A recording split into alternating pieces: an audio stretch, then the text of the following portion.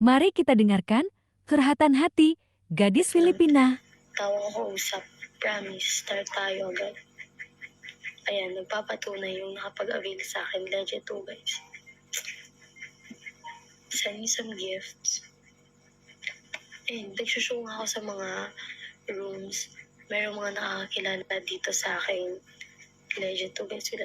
Meron nakakilala dito sa akin, nakakita sa akin kasi nung hindi pa official ako host dito sa Bigo, nagsushow ako sa mga